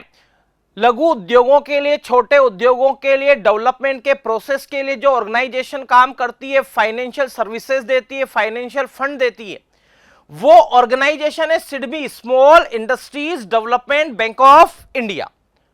तो सिडबी की बात कर रहे हैं हम लोग। तो एक तो आपके लिए ट्रेडिशनल जीके में फुल फॉर्म मिल गई आपको, small industries development bank of India. देखिए यहां पर बहुत महत्वपूर्ण में, जैसे हम लोग यहां पर देखें, इसका हेडक्वार्टर पूछा जाए, हेडक्वार्टर को हिंदी मीडियम के स्टूडेंट क्या लिखेंगे, इसका जो मुख्यालय है, सारे स्टूडेंट देखें मुंबई, दिल्ली नहीं, ये उत्तर प्रदेश के लखनऊ में है। सारे स्टूडेंट नोट कर लीजिए, where is headquarter of SIDBI? Headquarter of SIDBI situated in Lucknow, Uttar Pradesh. अब सारे स्टूडेंट देखें, इस संस्था का गठन 1990 में किया गया, 1990 में स्टैब्लिश की गई, principal financial institute for MSME. अब सारे स्टूडेंट्स के लिए नोटबुक में एमएसएमई महत्वपूर्ण बना रहेगा। नरेंद्र मोदी सरकार वर्तमान में तो एमएसएमई के लिए काफी प्रयास कर रही है, यहां तक कि उद्योगों का रजिस्ट्रेशन ऑनलाइन होने लगा और केवल आधार कार्ड के बेसिस पर होने लगा। अभी तो पेन नंबर लेना कंपलसरी कर दिया, सिर्फ उद्योग जो घर में चलते हैं उनके लिए आधार कार्ड कंपलसरी होगा। इतना नहीं, अभी पैन कार्ड रजिस्ट्रेशन और जीएसटी में रजिस्ट्रेशन, ये सारी चीजें अनिवार्य की गई। तो कुछ परिवर्तन इसमें कर दिए गए। ये सिर्फ इसीलिए किया गया कि ऑनलाइन एक छोटे से प्रोसेस से आपका उद्योग रजिस्टर्ड हो जाए। ये एमएसएमई के लिए फाइनेंशियल इंस्टीट्यूट है। एमएसएमई को ध्यान रखिएगा, एमएसएमई यहां देखिए micro, small and medium enterprises. तो सारे स्टूडेंट सुने, micro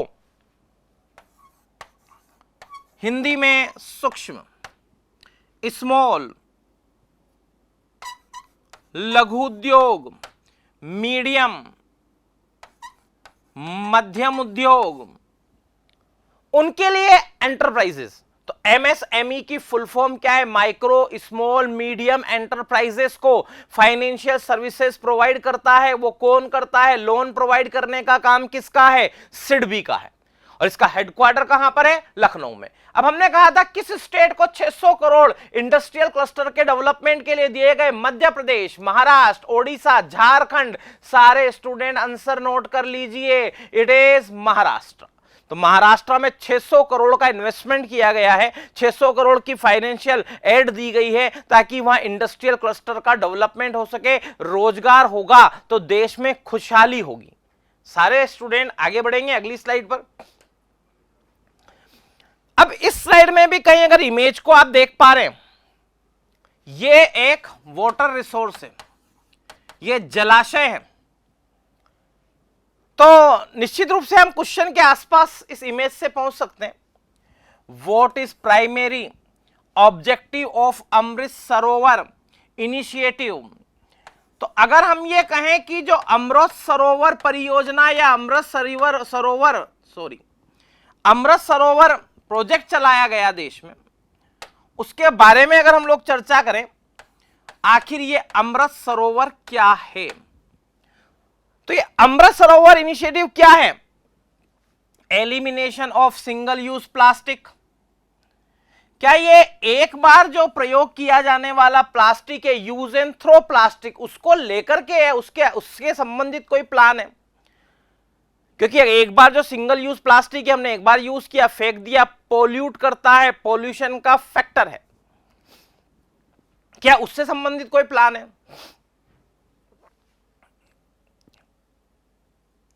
rejuvenation of water bodies. Water bodies क्या है? वो वाटर के रिसोर्सेज हैं, जलाशय हैं।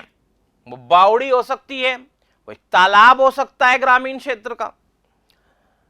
तो मुझे लगता है आपका आंसर के आसपास तो वैसे भी आप आ चुके हैं। वाटर बॉडीज के रिजुविनेशन, वाटर बॉडीज के विकास के लिए चलाई गई योजना अमृत सरोवर।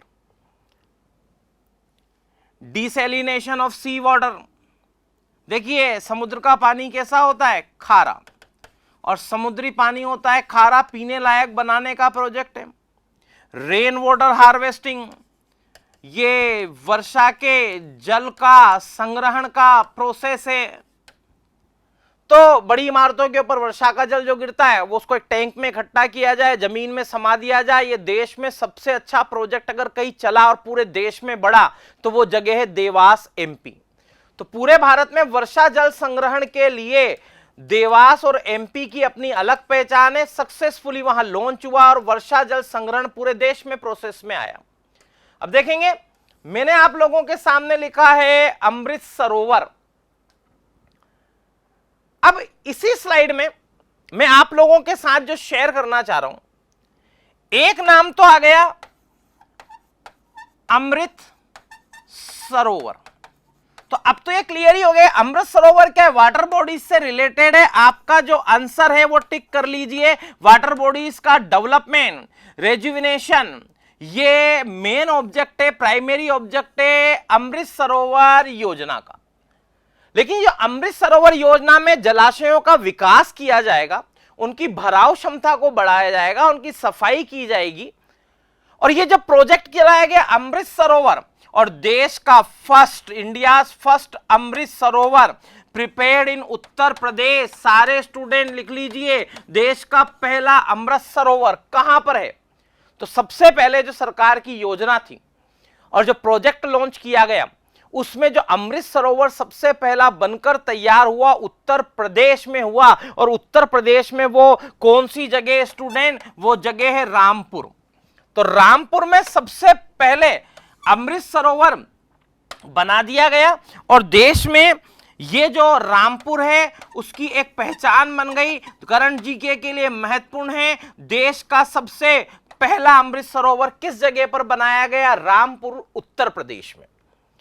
अमृत सरोवर के साथ में एक नाम और जोड़ रहा हूं, इसे लिखते हैं स्टूडेंट्स अमृत महोत्सव। आखिर ये क्या था? अभी देखिए, आजादी के 75 साल पूरे होने को हैं, तो अभी देश में यहां पर जो अगला स्वतंत्रता दिवस 15 अगस्त 2022 आप मनाएंगे आजादी के 75 वर्षों के लिए। तो अगर हम लोग करें कि स्वतंत्रता को प्राप्त किए कितने साल? 75 वर्ष। इस टर्म को देख लीजिए आप, इंपॉर्टेंट फैक्ट है।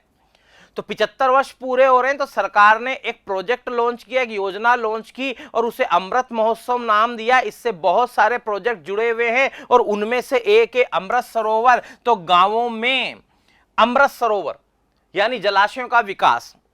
स्वतंत्रता के 75 वर्षों से ध्यान रखना, भारत में ये प्रोजेक्ट जो अमृत सरोवर का है, हर एक जिले में, प्रत्येक जिले के अंदर इसमें जो विकास जलाशयों का होगा, कितने जलाशयों का विकास किया जाएगा? वो होंगे 75।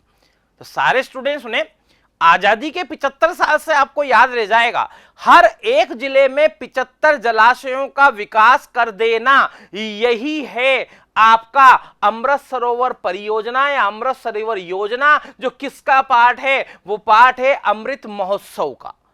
तो देश का पहला अमृत सरोवर कहां बना है? रामपुर, उत्तर प्रदेश में बना है। आपको समझ आ गया अमृत सरोवर का संबंध किससे है? जलाशयों के विकास से है। हर जिले में 75 जलाशयों का विकास करना। अगली स्लाइड पे आएंगे हम लोग। देखें यहां पर, which Indian state has announced to provide 900 rupee per month for farmers for rearing indigenous cows? तो देखिए यहां पर 900 रुपए की सहायता हर किसान को भारतीय नस्ल की गायों के पालन के संदर्भ में। तो किस स्टेट ने हर किसान को 900 रुपए प्रति माह की सहायता दी? अब देखिए, ये सीधे सीधे देखिए, 900 रुपए किसको दिए जाएंगे? किसान को दिए जाएंगे। वास्तव में ये गाय के संदर्भ में होगी, भारतीय नस्ल की गायों के संवर्धन के लिए। तो भारतीय नस्ल की गायों में मैं आपको बताना चाहूंगा, गुजरात की गिर नस्ल की गाय 2 बार सर्वाधिक दूध देने का विश्व रिकॉर्ड अगर किसी गाय के नाम है, वन ऑफ बेस्ट ब्रीड गिर। तो पूरी दुनिया में आपको आश्चर्य होगा कि अगर दूध देने की प्रतियोगिता हुई गायों की, तो उनमें जिस गाय ने 2 बार यह पुरस्कार जीता है वो भारत के गुजरात की गिर गाय है। तो भारतीय नस्ल की गायों का तो अपने आप में महत्व है, सर्वाधिक दूध देने वाली गाय। तो यहां पर किसानों को किस स्टेट में सहायता दी गई? तो देखिए, गुजरात है, बिहार है, मध्य प्रदेश है, पंजाब है। देखिए यहां पर जो आपका आंसर है 900 रुपए की सहायता किस राज्य के किसान को दी गई स्वदेशी गायों के संवर्धन के लिए? वो कौन सा राज्य है? It is Madhya Pradesh. तो मध्य प्रदेश आपका आंसर है। अब देखिए, मैंने एक इमेज शेयर की हुई है, रिलेटेड फैक्ट पर हम लोग चर्चा करेंगे जो आपके एग्जाम का बेस बनेगा। देखेंगे यहां पर फार्मर्स का नाम आया, सरकार ने किसान को सहायता दी, इसकी इंपॉर्टेंस को समझ रहे हैं हम लोग। देखें, एक समय ऐसा था जब पूरे विश्व के अंदर रिसेशन आ गया, मंदी, लेकिन दो देश थे, भारत और चाइना, जिन पर मंदी का कोई प्रभाव नहीं देखा गया। अमेरिका में तो 2 साल में 50 बैंक बंद हो गए थे। यह रिसेशन का, मंदी का एक दौर रहा, विश्व युद्ध के बाद यह सबसे बड़ी मंदी थी। अब देखेंगे यहां पर भारत और चाइना पर प्रभाव नहीं पड़ा। 2 फैक्टर माने गए, कामकाजी महिलाओं की बढ़ती संख्या, तो इन दोनों देशों में महिलाओं ने जो काम में अपनी रुचि दिखाई है, जो आपकी भूमिका बढ़ा ली है खुद की, उसने मंदी के दौर से बाहर निकाल कर रखा दोनों देशों को। और ये एक महत्वपूर्ण फैक्टर माना गया, भारत के रेफरेंस में कहा गया वो एग्रीकल्चर बेस्ड इकोनॉमी है। तो देखिए, जमीन मां होती है, एग्रीकल्चर बेस्ड इकोनॉमी वर्ल्ड की बेस्ट इकोनॉमी का एग्जाम्पल होता है। और इंडिया के अंदर अगर हम लोग बात करें तो हमारी इकोनॉमी एग्रीकल्चर पर बेस्ड इकोनॉमी है। यह हमारा बेस्ट फैक्टर है इंडियन इकोनॉमी का। तो सरकार को किसानों को सहायता देनी है। अब अगर मैं आपसे पूछूं, जो आपका देश है इंडिया, जो इंडिया है, इसकी इकोनॉमी किस पर बेस्ड है? एग्रीकल्चर पर। किस पर बेस्ड है? कृषि आधारित अर्थव्यवस्था। भारतीय अर्थव्यवस्था किस प्रकार की अर्थव्यवस्था का एग्जाम्पल है? It is example of agriculture based economy.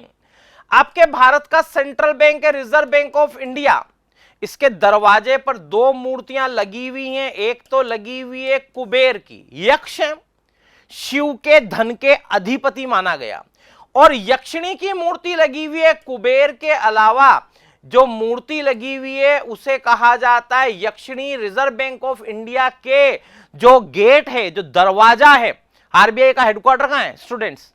Mumbai.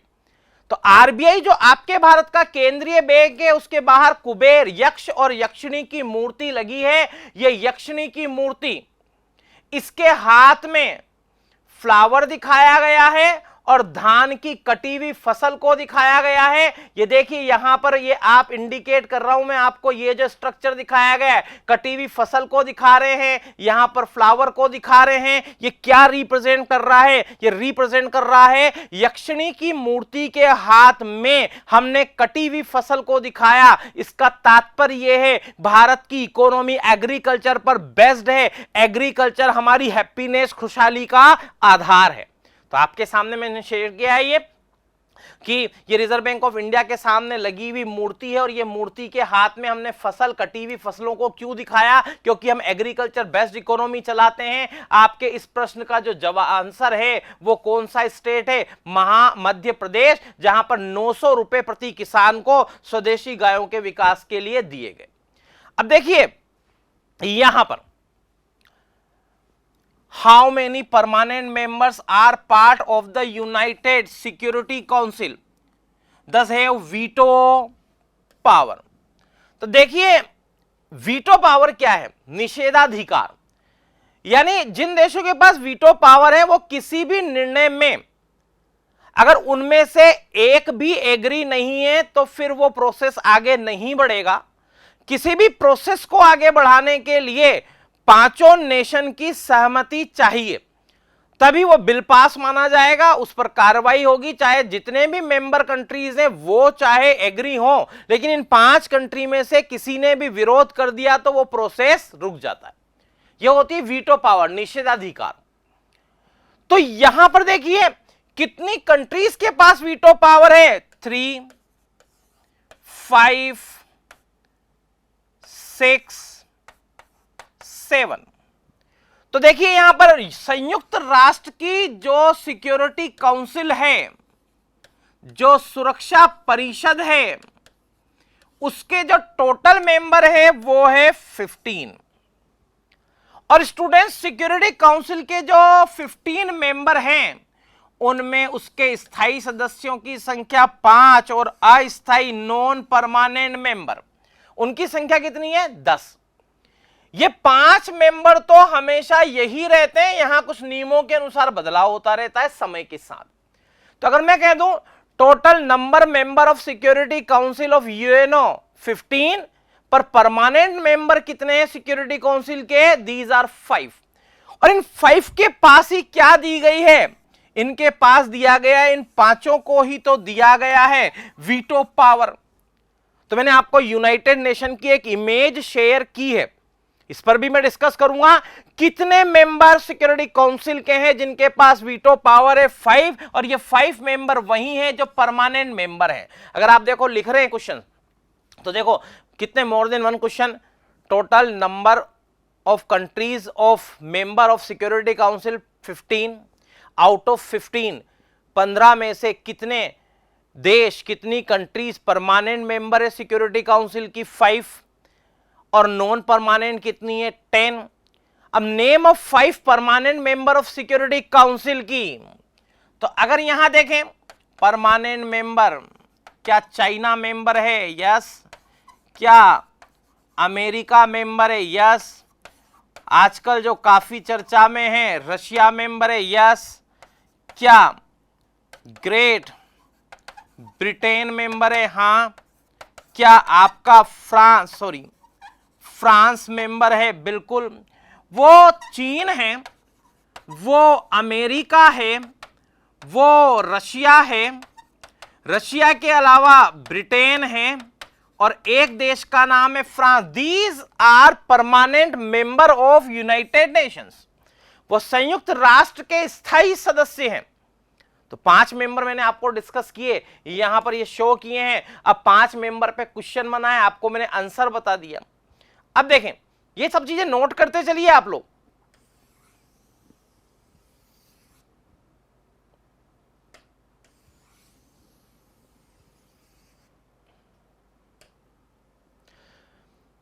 ये जो यहां दिया गया है